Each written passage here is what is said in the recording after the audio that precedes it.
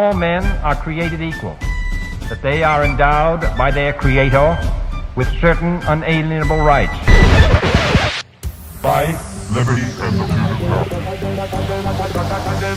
If liberty means anything at all, it means the right to tell people what they do not want to hear.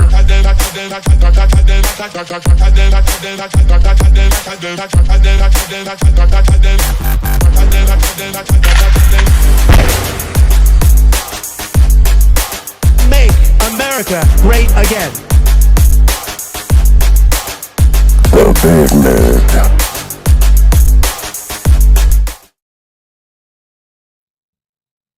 Welcome back to the Big Mig Show. Of course, I'm your host, Lance Migliaccio, with my co-host, George Ballantine. It's Rise and Grind, Tip of the Spear, Edge of the Knife. You know how we do it on this show. First of all, thanks for joining us. We appreciate you guys being here. George, what's up, brother?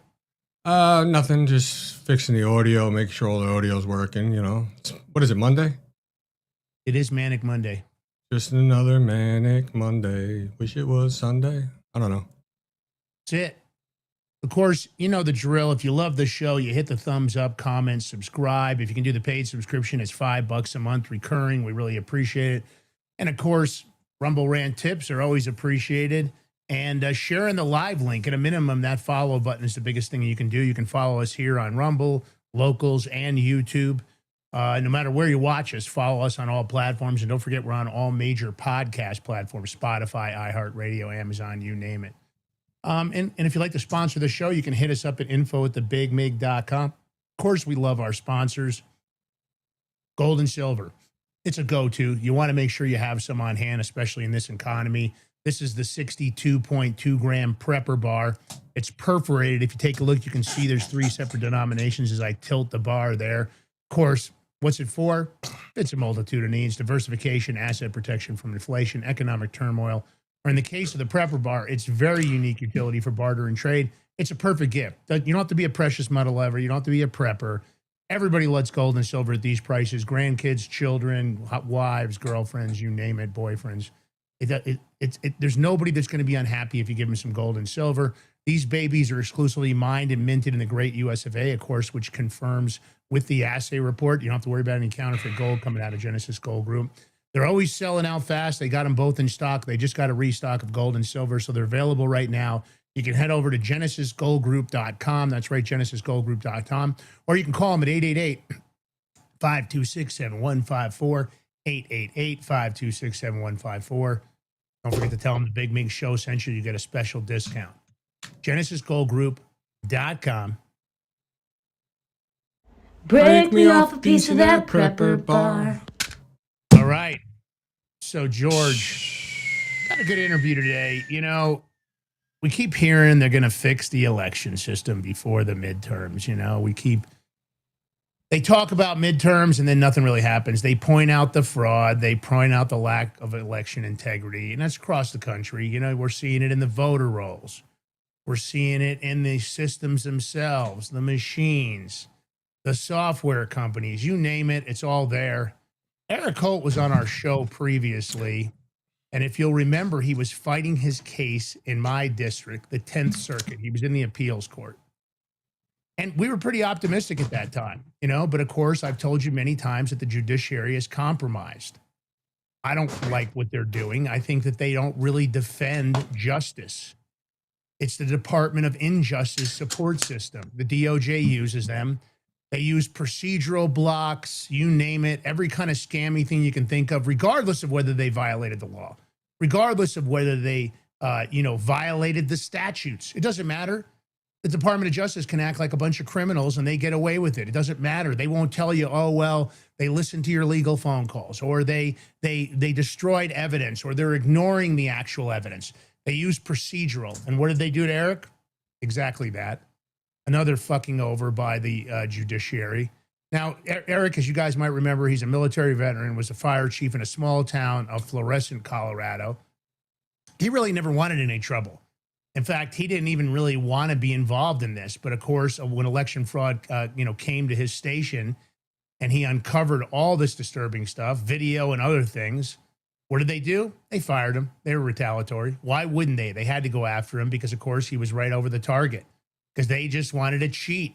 The election systems in Colorado, I'll confirm firsthand, are completely compromised. But, look, he served his community for over 2 decades. He was a firefighter and a fire chief. He received multiple citizens' complaints. He independently obtained public security footage from a local election held at a fire station. And of course, the footage revealed repeated violations of Colorado election law. Do they care? Does the judiciary think it's a top priority when people violate the law to expose the truth? I'll answer that for you. No, they don't give a shit. They're doing it all across the country. It doesn't matter. There's plenty of criminal cases where the Department of Justice has violated the laws on the books or has seen evidence of violations by federal agents, by federal election systems. And what do? They cover it up because that's how they operate. They'll blame it on all sorts of things. And we're going to hear it from Eric directly. There's no reason to leave him backstage. He's familiar with the show, familiar with us, and he's a friend. Eric Holt, thanks for joining the Big Mig Show. I didn't even introduce him. Hi, welcome to the Big Mig Show, Eric Colt. What's up, my guys? What's up, my guy? How you doing? Good. I'm on my favorite show with 2 names I can't pronounce. I appreciate it. Yeah, exactly. That's all right. Eric, I think I set up some of this, but maybe, since the last time you were here, obviously some very disappointing news. Maybe kind of give the audience, they've heard me rant and rave about the judiciary. They've heard me rant and rave about the Department of Justice, but I'm only one guy. Maybe give them your version because I've tried to explain to people that it's not what they think. If you could actually catch a prosecutor in an actual crime, destroying exculpatory evidence and catch them, and that prosecutor probably wouldn't even get sanctioned or chastised. He definitely wouldn't get fired, and he sure wouldn't be charged criminally. Maybe explain to the audience your I guess your experience with the 10th Circuit and kind of how they operated throughout this process, that they don't really want to uncover the truth. They don't really want to defend the Republic. They just want to good old boy the network and defend each other so none of their people get in trouble and none of their people ever look like they broke the law.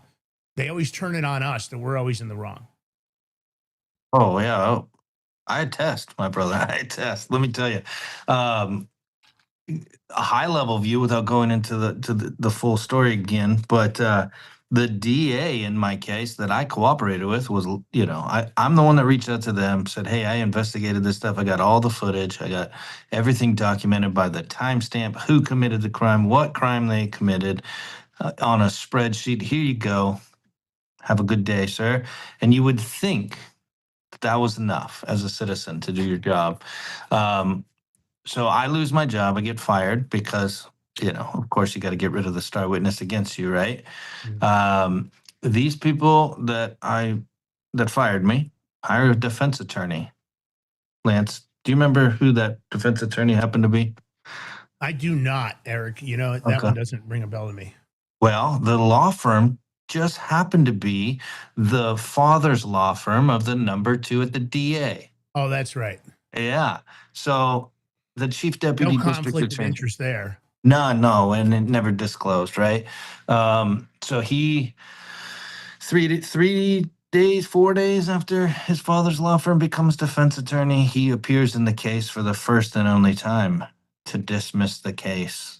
Oh my God. Nobody saw that coming, right? So that was my first hurdle. Shocker. Yeah. So then I get into the District Court of Colorado. I get, one of the most commie judges you can get, Nina Wong. She says, you have no First Amendment right. And I kind of scoffed at that and said, there's no way that the court can actually uphold that. So that leads us to the 10th Circuit. So I had lost my attorney. My attorney is, a used car salesman. So after I gave him over $100,000, he's now suing me for $50,000 more after putting no effort into my case and losing it. Right. So the average person is priced out of justice.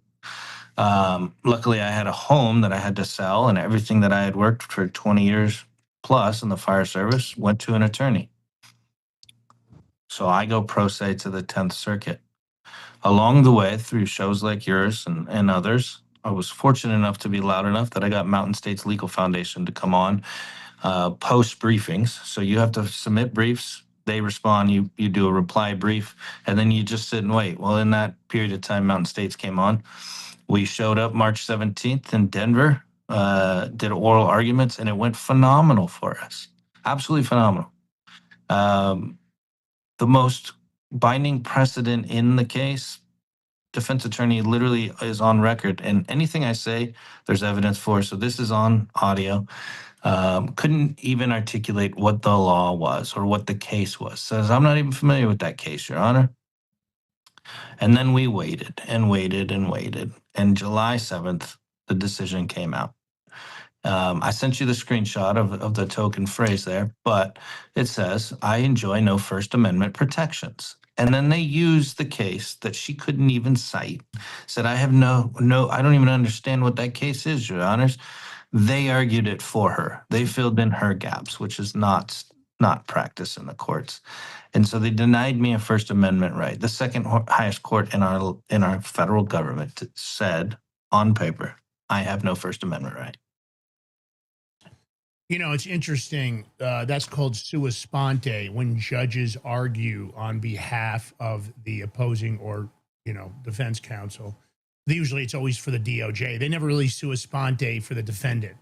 They always sua sponte for that. And that's not supposed to happen. That's unethical. It's against the judicial canons. They're not supposed to sit there and argue the Department of Justice's case or the defense attorney's case. But that's what they do, right? They absolutely do.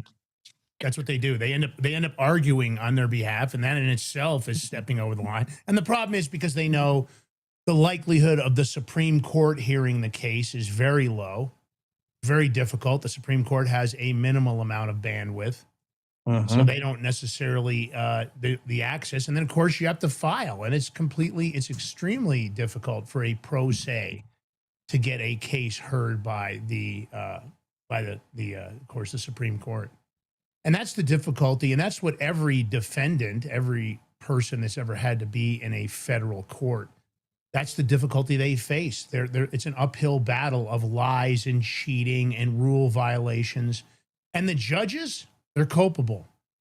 But there's no real oversight. The Department of Justice, the OIG doesn't do any oversight. The Civil Rights Division, you think, would jump all over this. What do you mean Eric Helt has no First Amendment protections? I've been blowing up our my meat. question. How do they argue that when the supreme law of the land says you have First Amendment protections? Well, I mean, if you read the whole 17-page thing, right? They called my record exceedingly thin, which means the federal court case. And this is where procedure comes in, Lance, is, on my case, when I file a complaint, they motion to dismiss. So you're on the defensive saying, we're pleading this correctly. There's a case there, right?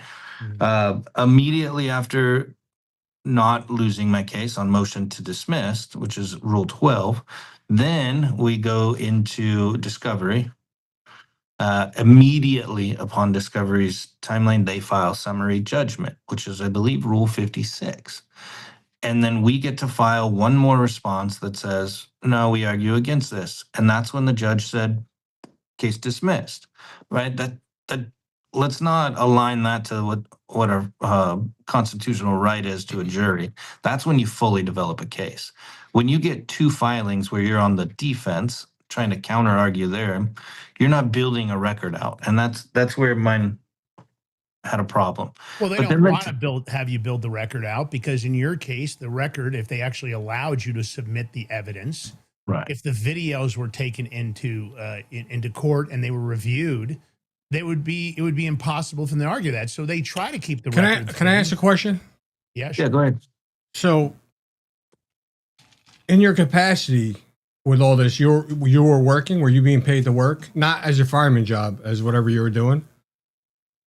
I was a fire chief. I had nothing to do with the election whatsoever. So much so that the board. So in Colorado, each special district is in charge of their own elections. Because it was contentious, they hired a law firm out of Denver to run the election. I wasn't even present, except that I had to respond to firehouse. Okay, so what? All right, so why is this in that statement? I'm just trying to figure out, because the court concludes that Holt was performing the task he was paid to perform when he provided this surveillance video to Kramer. Mm-hmm. So Kramer's the DA investigator. I'm sorry. Kramer in this story is the DA Okay, investigator. He's the law so enforcement when guy. it says that you were performing the task you were paid to perform, what do Yeah. they mean by that? So because the record wasn't built, so they called it my record exceedingly thin, right? And then they refused, they denied admitting in the DA record. Because what the DA record showed was that I cooperated with law enforcement for weeks. The court ruled that I only answered the phone when the DA called me, which is incorrect. And they minimized my investigation down to a single meeting with the DA investigator, Kramer, answering logistical questions. And therefore, they called it an administrative task of a fire chief. That's how the court got through this, is they called a fire chief's duties. So there's one carve out in the First Amendment under Garcetti Pickering balancing test, okay? And that is if you're doing what you're paid to do, then you don't have a First Amendment right in response to that job. So what they did is they minimized everything that I did for weeks and weeks and weeks, the investigation, the cost, the personal time, the fact that I actually reached out to the DA, not the other way around. They framed it as I just answered the call when he called me, and then I just gave them the footage and said, "Hey, there you go. This is so and so. That's so and so. This is how far it was." And they called it an administrative task, which is no way reflective. Who was of your what lawyers? happened. I had a guy named Andrew Swan out of Denver that would represented me during that case. I wonder if he was in on it. I don't know, but Because didn't he argue the fact that, like you said, you just said that they tried to minimize it all? Didn't he argue the fact against it for you? He did a poor job. I'll say that there's a mountain of evidence too. He did So a when poor job. That's what I'm saying. I had a funny feeling that he was Yeah. either in on it with the other lawyers or in the system or something. He did a poor job while billing excessively. Let me tell you that. I mean, again, my case was complaint, survived motion to dismiss, discovery, motion for summary judgment, case dismissed, and it costs he says over $150,000. So he's suing me right now for $52,000, I believe it is. Who, your lawyer? Yeah, he's not my lawyer anymore. Obviously, he's suing me. Yeah. So, but yeah, that's again, when you're this is Lance was touching on it. When you're in the courts, they don't want to build out the record, man. Like I never had a chance to be offensive, right? As the plaintiff, the one suing. That in and of itself is illogical. How do I not get to go on the offensive and say, this is what happened, here's all the evidence, let me tell my But story. for the audience, Eric, don't you feel like the way the system is set up, they never really want to look at the facts, right? They never really want to look at the actual occurrence. Well, that applies when you're going after any kind of government facility, entity, pretty much. Well, mine was There's election always a integrity, procedural right? block put in place where they try to attempt to say, you can't submit that right now because we're at this step. But then they skip to a step or they do something else to stop you. One of the things that I've seen in the 10th Circuit that I think is common is that they will always say, oh, no, you shouldn't have used that. You should have used this. Oh, you're time barred. Oh, you're this. Oh, you're that. Oh, because you're a government employee. I don't really understand how a government employee, regardless of being a government employee in their duties, that the constitutional rights don't stay in place, because you're talking about the supremacy clause. And what I would argue is, how is it that a person working for the fire department, when he's in his capacity, his job profile, all of a sudden doesn't have any First Amendment rights? There's nothing in the Constitution that says that a government employee at a federal or state level loses his rights when he's in a government institution. Well, that is actually what you just described is actual Supreme Court precedent. Lane v. Franks in 2014 was one of the big cases, right? But how did they get around that? The 10th Circuit said, oh, well, Eric wasn't under a subpoena to testify in court, and Lane was. Rather than the global sort of framing of what Lane was, is that literally you do not lose your First Amendment rights just because of government employee. But they didn't take the Supreme Court's decision on that as whole, they took one half sentence out that said, well, Lane was under subpoena testifying in court. Eric Holt was not, therefore we're not binded by that case. It's an insanity because they looked for one avenue that they could affirm, the district court's decision rather than the 40 other paths that they had to say, oh, well, First Amendment privileges or rights. I used the wrong word there. Let me take a step back. It's not privilege, it's a right. The courts are there to uphold that and protect it, and they did not. Well, what I'm concerned about the is way how you're- they put you- your I rights mean, in suspension. I'm going to say it's as your lawyer's government fault employee. because he didn't argue on your behalf the correct way. Can't get mad at the other lawyers because they're trying to do what, to win for their client. I get it. Yeah.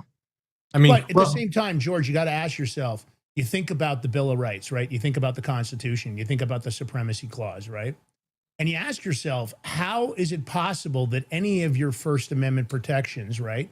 Your constitutional rights, how do they get put into suspension because you're in a capacity for a job? I can't think of any precedents that would confirm that. I think that if that was put in front of the Supreme Court, that when you become a government official, whether state or federal, that your constitutional rights are put in suspension. That's basically what they're saying, because they're saying you don't have any First Amendment rights in your job capacity. I can't think of what case precedent they could argue that in where it would be upheld.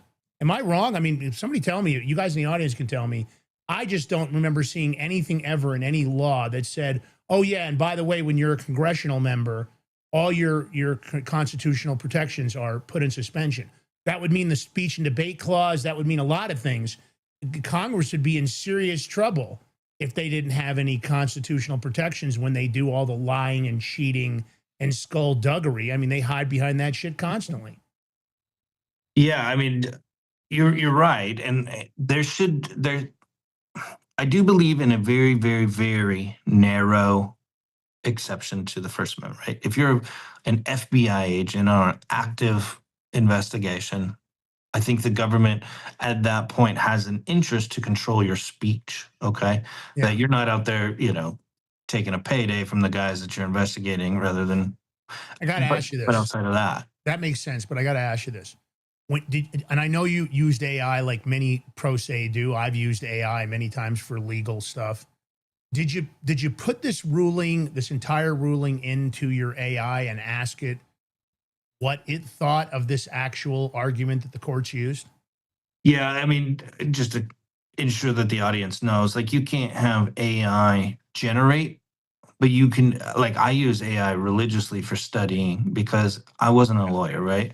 Right, of course. And we all do. You have to be careful because AI can hallucinate and all sorts of things. Right. So Although it is getting much better. Where it's at now versus 23, it's a whole different beast. But when you ran this through AI, what did it say? Because to me, this ruling seems like total dog shit. So at the end, after March 17th, I literally had a full record, right? And I could transcribe the audio recording, which is available from the 10th Circuit website. Please, if anybody wants to understand what I'm talking about, search Holt versus Florissant Fire Protection District recording from March 17th. It's about 30 minutes long, but it's very insightful. But once I transcribed the oral arguments, I had all the briefs, I had everything that was contained within the record. Every AI model gave me between an 89 and 92% chance of victory, and I lost. and actually, Lance, there are court cases from SCOTUS. There's Garcetti versus Sabalas and Yep. Pickering versus 06. Board of Education. Now here's the thing, Lance. He worked for the fire department. He's not a private employee. He's a government employee, correct? Government employee, yeah. So here's you brought up Garcetti versus Sabalas. If you read the decision by Justice Kennedy, in the majority's opinion, in that he says, look, we as the courts have to have restraint that we aren't litigating every workplace grievance, right? Which I get. You don't want some, I want to use the woman's bathroom. But that ruling was against public employees. Public employees being government. Okay, that's so. Private entities generally have a different set of rules, but government has to adhere to, because everybody takes an oath, the Constitution of the United States and the Constitution of whatever state you're in, and the laws applicable under that state. And so, what Justice Kennedy wrote, which was super important, is that because they didn't want to litigate every case of every grievance, right? I didn't get my promotion. I'm mad at this. I'm mad at that. That there should be whistleblower laws that protect everybody. And guess what?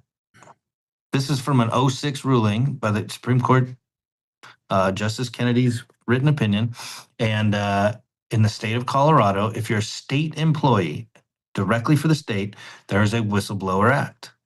If you work for a special district, there is none. There is no ethics laws that protect special district. The only other law is if you're contracted as an employee of the state. If you're a federal employee, there's a Whistleblower Act. If Let you're me ask you not, this, Eric. When you got your contract from the state for your fire chief position, was there an exclusion in there that said you lose your First Amendment protections, you lose your Second Amendment protections, you lose whatever? Does it say that in your capacity, and the Colorado Constitution, just so we're clear, is just about identical to the federal Constitution for anybody? yeah, they usually are. Yeah. It's just about identical. When I mean it's just, it might as well just be a parallel. You don't lose any rights. So as a government employee, you take an oath to uphold the state and the federal Constitution. That's an oath you take, right? And I'm sure they made you sign your oath. When you signed your contract, was there a thing in there that said, and by the way, when you're in your fireman capacity or your fire chief capacity, you have no First Amendment protections? Did it say that in your contract? No, and actually quite contrary. That's a great point, Lance. So Well, and for the audience, let me make it clear. He didn't contract to waive his rights. My argument would be, then how can the court rule and say that you don't have any rights when there's nothing in an agreement? And what are they saying? It was implied? No, they don't. Because in reality, I had an indemnification clause, which meant in the performance of my duty that they would hold me harmless to any suit, right? Except when they did it. And so it's actually written in the other direction. Then I give up my rights. I mean, I take your point wholeheartedly, and it's legitimate. But get into court, and then all that matters is a judge's opinion or a judge's interpretation, right? Because they could never grapple. And for the audience, I Very want to make different. it clear, the interpretation that they used in the 10th Circuit, I would ask AI this direct question because I'm curious. You take your whole case, you dump this in there and say, interpretation or not, this seems to go against all the following. I didn't have a contract that said otherwise. I took an oath to uphold the state constitution, to uphold the federal constitution, I'm supposed to be indemnified. All those things were supposed to come into their opinion. But here's the problem with many judicial opinions. They might as well just be the toilet paper you wipe your ass with from Costco. Because their opinion is based, in my opinion, a protectionist system, a good old boy network. 10th Circuit, doesn't matter what circuit, they do it over and over and over again. And I'm not saying there aren't good judges. There are good judges. There's They're some. few and far between. You know what, though? None of this really should matter because he wasn't working in his capacity when he was doing this. I agree. You know what they said, George? I was a fire chief, therefore I was always 24/7 on duty. That was their counter argument. 24/7. Do you get paid 24/7? Well, any salary employee, quote unquote, is, right? They said that I couldn't have done this off duty because I was always a Any salary employee. So maybe if they're saying that, you should look at your salary and you're grossly underpaid. You might be underpaid and you could sue them back. Yeah, no shit. Right? No shit. You know, but Lance, you talked about, we do as litigants, AI work, right? AI research. You feed everything in, you say, hey, what's the counter argument? I almost guarantee that the judges, clerks, and the judges themselves do the same thing, because there was one way that every AI model that exists, that's publicly available, to include some people that I know that have proprietary, very high level AI, it was only giving one path and it was a very weak path. That's why it wouldn't give me 100% odds, right? Or 99% odds, because it'll never give 100. But it was giving me 89 to 92%. And it said, the only way that this doesn't go your way is if they minimize you down to this custodian role of the security footage, and then they affirm. And that is literally after months and months and feeding all this stuff in over and over and over again. If you logged into my different AIs, man, you would see like I was obsessive about this. I was trying to ensure that I left no holes. And all of a sudden they had but I do believe that the federal government, I believe the Department of Justice and the judiciary has been using AI for an extensive period of time. I think they've had tools which I also believe in itself should be taken to the Supreme Court, because they shouldn't be afforded tools that exceed the tools we have. And yet I do believe they do. Oh, and we're actually forbidden from using it. Yeah, it creates an unbalanced playing field. It's kind of just like the fact that you can only get case history stuff from LexisNexis and Pacer, right? Mm-hmm. That should all be public domain information, but they run this protectionist racket because at the end of the day, you can't even really actively search the entire record because you've got sealed cases, you've got rulings that not to be published. You have all these games they play when it comes to the offensive part of what the Department of Justice and the judiciary do. And here we are where we're on the defense and the offense, and we don't have access to all those tools. And that's what I'm trying to tell the audience, is that this is not the Department of Justice. This is the Department of Injustice. There are crimes getting committed across and against defendants in cases all over the United States. You saw it in the J6 cases. It is going on and on and on, and there is no accountability. This is one of those things. We're going to take a short break. When we come back, we'll be here with Eric Holt. We'll be exposing more about the 10th Circuit. We're going to talk about his new book also and a couple other things. Maybe you can give him a hand. He could use all the help he can get as he fights big government. And, of course, he's trying to get election integrity here in Colorado. It's an uphill battle. Stay tuned. We'll be right back with George Valentine, Lance Migliaccio. Edge of the knife, baby. You know how we do it. We'll be here waiting for you.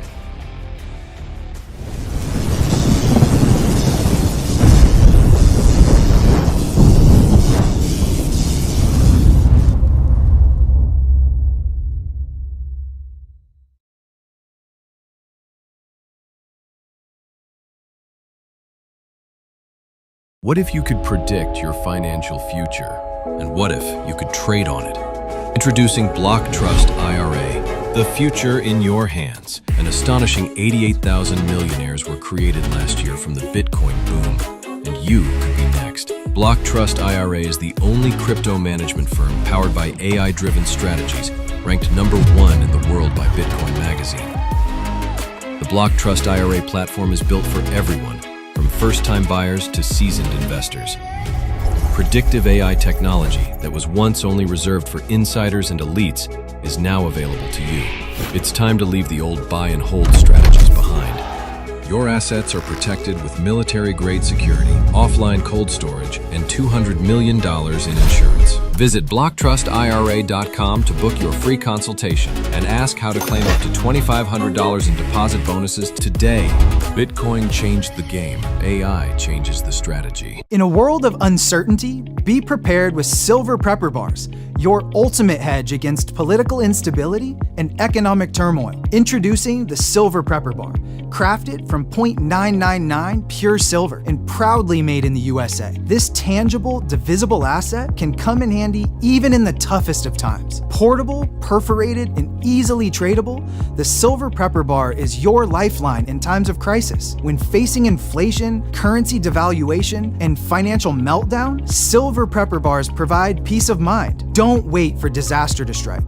Secure your future today with the exclusive Silver Prepper Bar, the only silver bar on the market divisible into 3 different size pieces for maximum utility, all while fitting in your wallet. Don't leave your future to chance. Order your Silver Prepper Bars now at prepperbar.com. Silver Prepper Bars, ready for whatever tomorrow brings. Order now.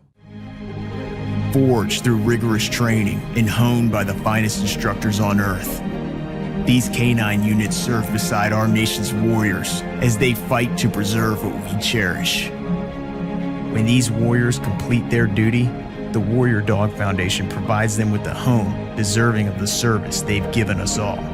At our state-of-the-art kennels, they receive rehabilitation and care suitable for heroes, because that's what they are. Be a part of giving them a future today. Visit warriordogfoundation.org.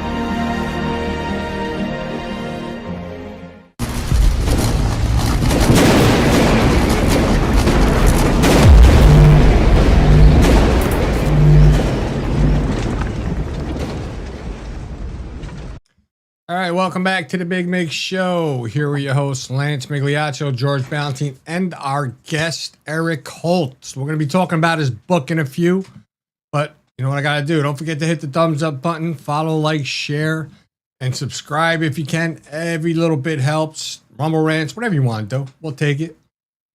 But your support is most important. So this is why we got a special thing for you guys. This is for the people who can't watch your crypto 24/7. I'm talking about Block Trust IRA.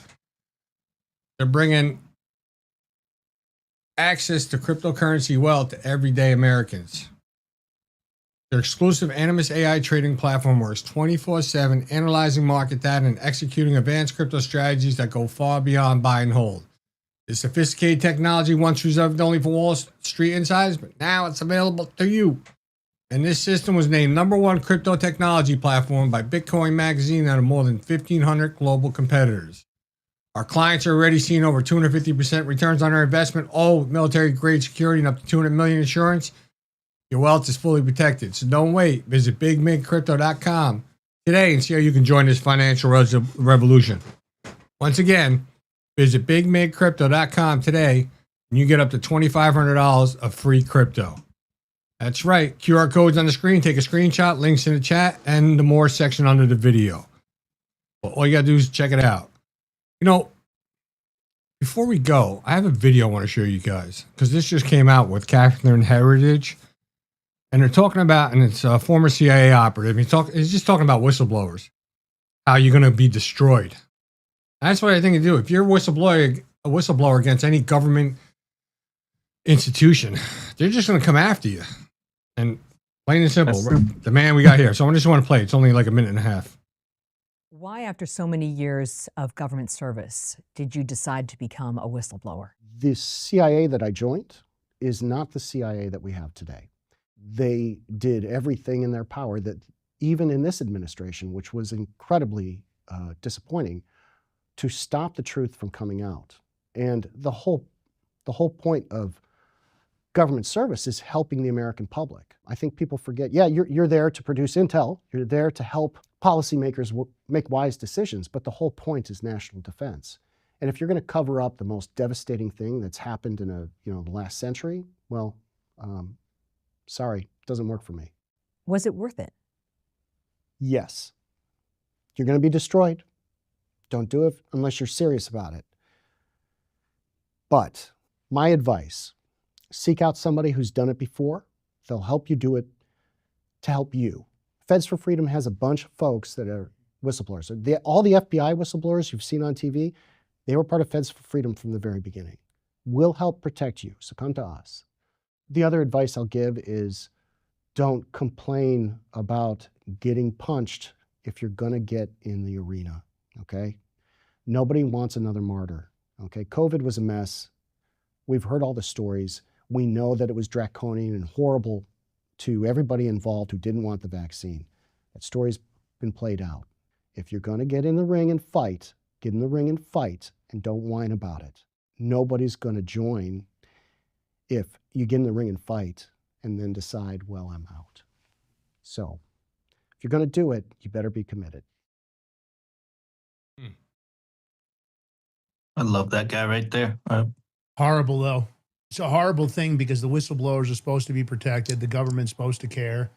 You know, when fraud is exposed, when crimes are exposed, there's supposed to be consequences. Transparency isn't enough. We've heard the transparency from this administration and many others. You know, and here we are, just more election issues. Of course, this is at a state level, and you're like, well, it's only Colorado. It's only a small town in Colorado. It's only this.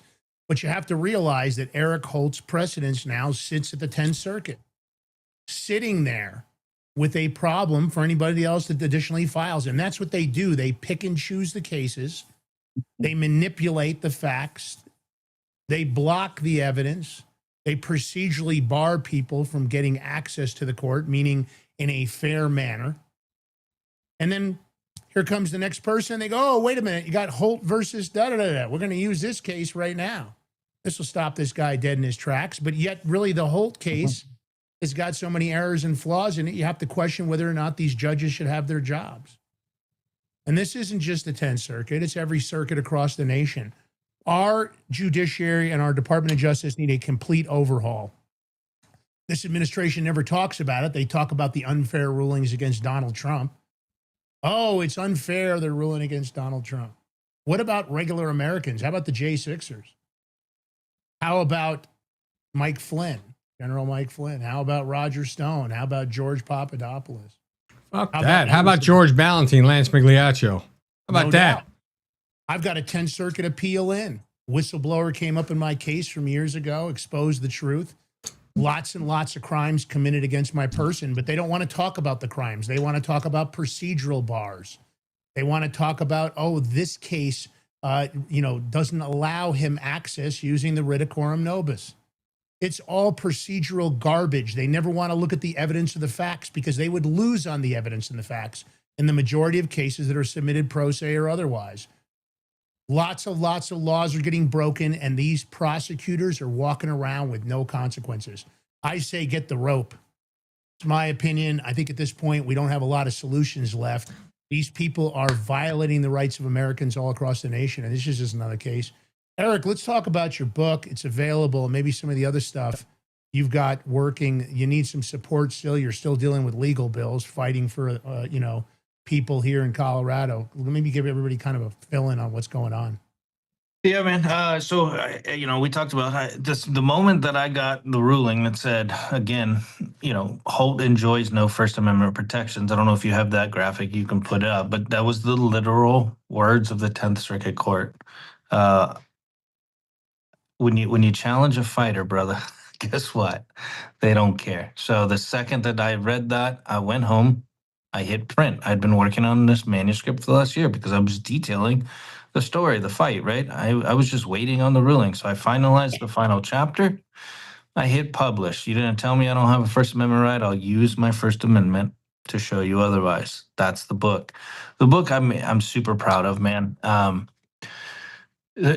come on a lot of interviews, I've come on a show. I was here and we detailed most of the story, right? But you got to kind of, in an hour, 2 hour time frame, hit the high points. The book is much more in depth, man. And the beauty of what I did, and I think that anybody, that guy just talked about, you're going to lose everything if you're a whistleblower.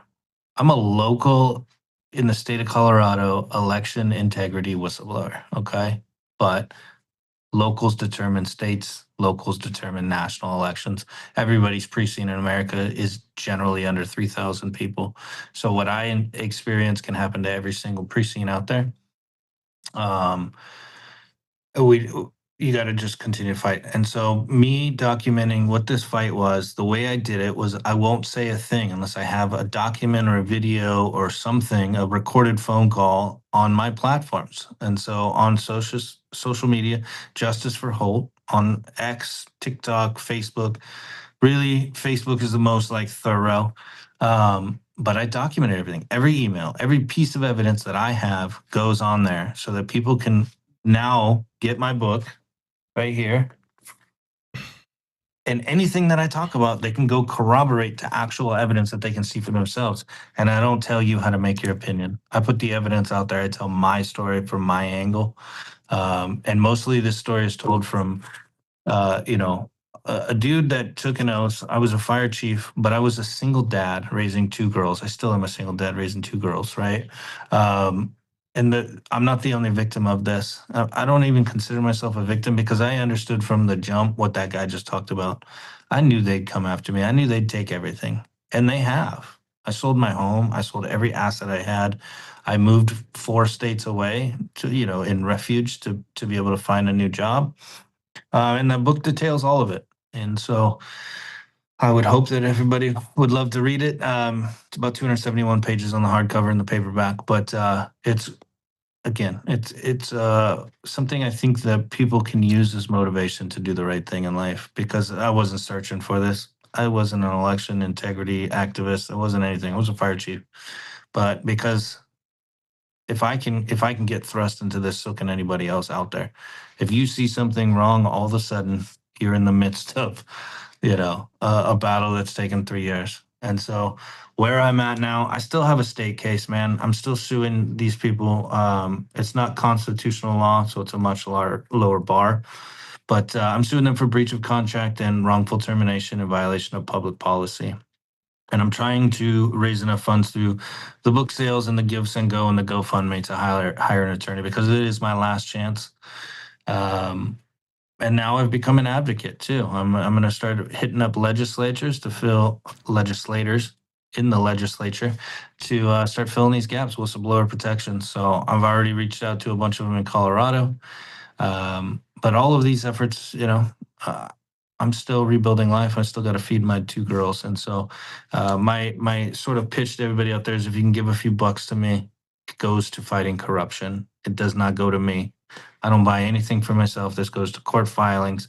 This goes to, writing letters and mailing them to legislators, all this stuff. Sometimes I got to travel out for court, and that helps cover that cost. So any support is helpful. If you want, please follow me on Facebook and X. Those are the best ones. Justice for Holt. But the fight continues, man. The ruling was one, very high hurdle, very demoralizing the way they wrote it. But I continue the fight. I'm never going to give up. Where's your book for sale? Where can I get your book at? Amazon. You heard that, people? Amazon. Free Speech, Retaliation, and the Cost of Integrity. Type that, or Eric J. Holt, ERIK HOLT. You'll find it. Give a copy. Buy a copy, read a copy. I'm proud of it, and it memorializes what took place. I have found out a lot of the way.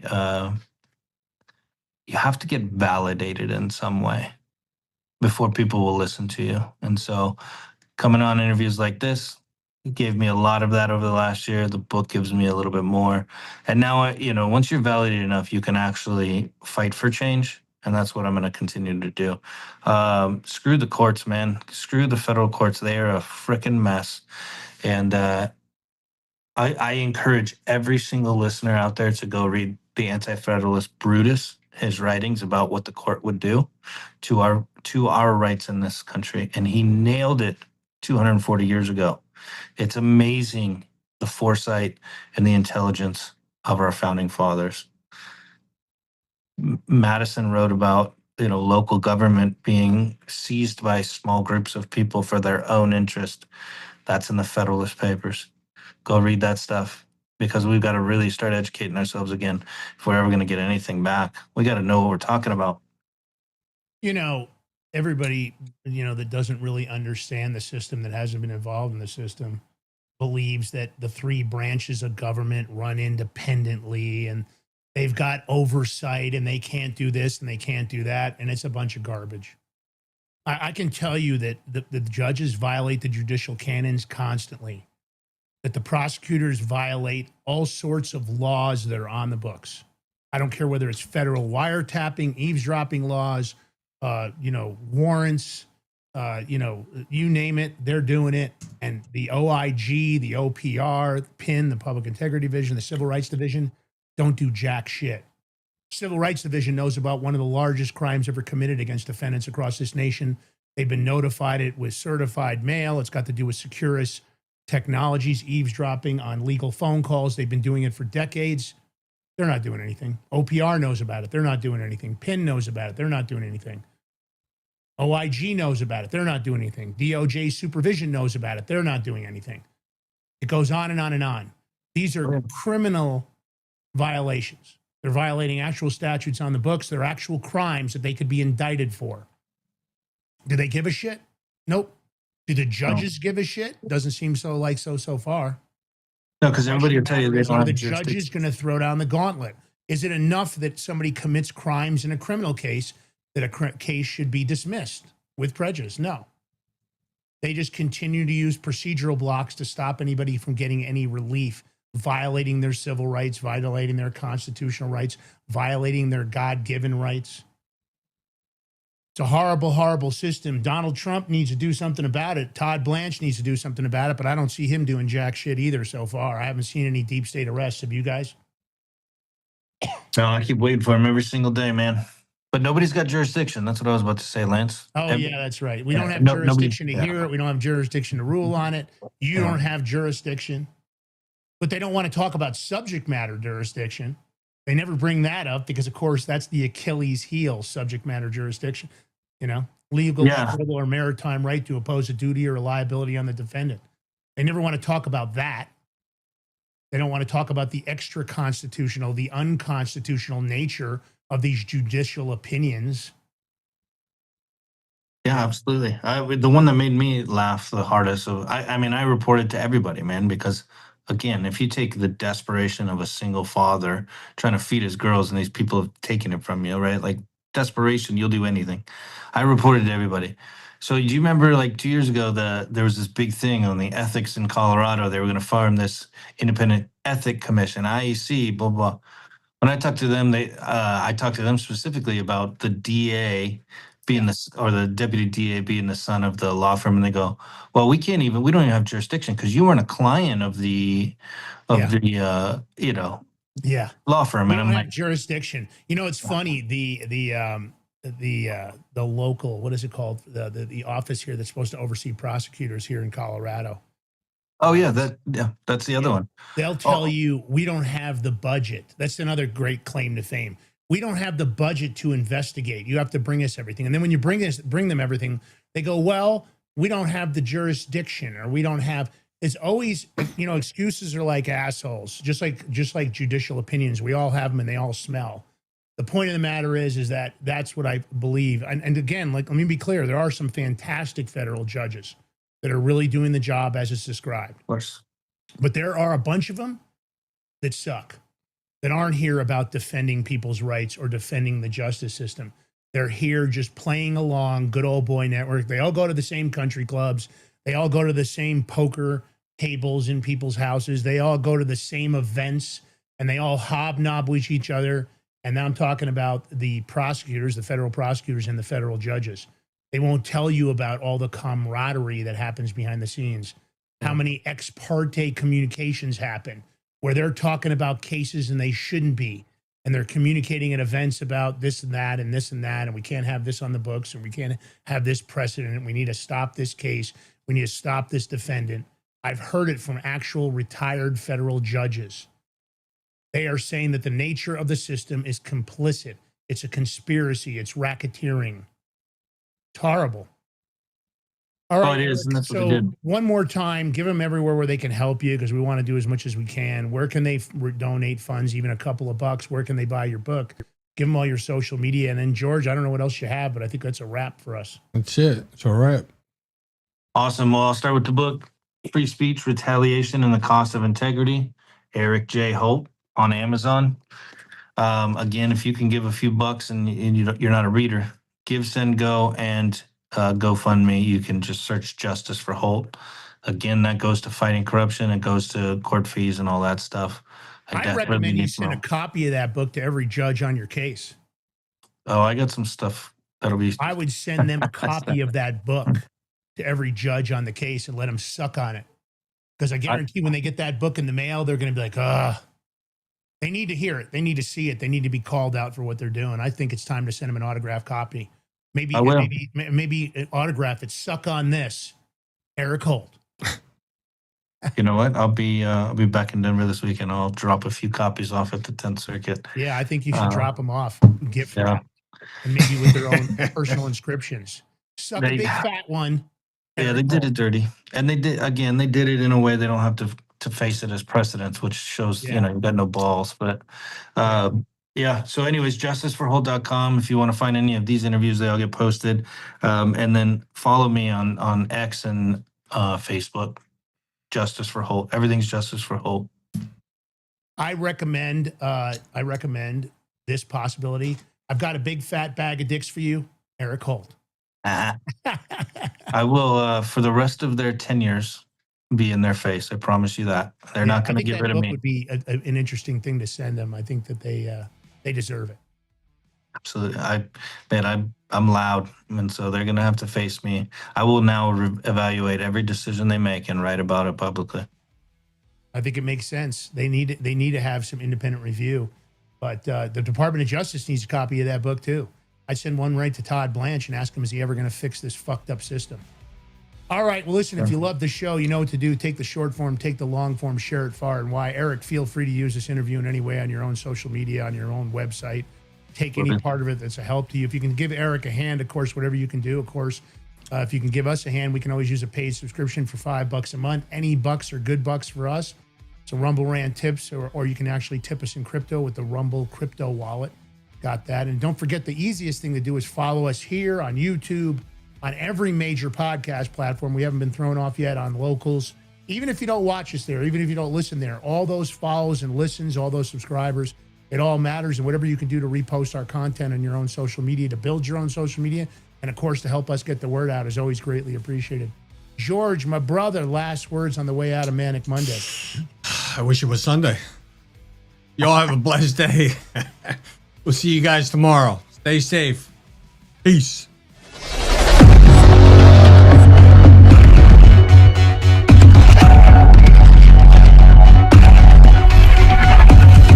What if you could predict your financial future? And what if you could trade on it? Introducing Block Trust IRA, the future in your hands. An astonishing 88,000 millionaires were created last year from the Bitcoin boom, and you could be next. Block Trust IRA is the only crypto management firm powered by AI-driven strategies, ranked #1 in the world by Bitcoin Magazine. The Block Trust IRA platform is built for everyone, from first-time buyers to seasoned investors. Predictive AI technology that was once only reserved for insiders and elites is now available to you. It's time to leave the old buy and hold strategies behind. Your assets are protected with military-grade security, offline cold storage, and $200 million in insurance. Visit BlockTrustIRA.com to book your free consultation and ask how to claim up to $2,500 in deposit bonuses today. Bitcoin changed the game. AI changes the strategy. In a world of uncertainty, be prepared with Silver Prepper Bars, your ultimate hedge against political instability and economic turmoil. Introducing the Silver Prepper Bar, crafted from 0.999 pure silver and proudly made in the USA. This tangible, divisible asset can come in handy even in the toughest of times. Portable, perforated, and easily tradable, the Silver Prepper Bar is your lifeline in times of crisis. When facing inflation, currency devaluation, and financial meltdown, Silver Prepper Bars provide peace of mind. Don't wait for disaster to strike. Secure your future today with the exclusive Silver Prepper Bar, the only silver bar on the market divisible into 3 different size pieces for maximum utility, all while fitting in your wallet. Don't leave your future to chance. Order your Silver Prepper Bars now at prepperbar.com. Silver Prepper Bars, ready for whatever tomorrow brings. Order now. Forged through rigorous training and honed by the finest instructors on Earth, these K9 units serve beside our nation's warriors as they fight to preserve what we cherish. When these warriors complete their duty, the Warrior Dog Foundation provides them with a home deserving of the service they've given us all. At our state-of-the-art kennels, they receive rehabilitation and care suitable for heroes, because that's what they are. Be a part of giving them a future today. Visit warriordogfoundation.org.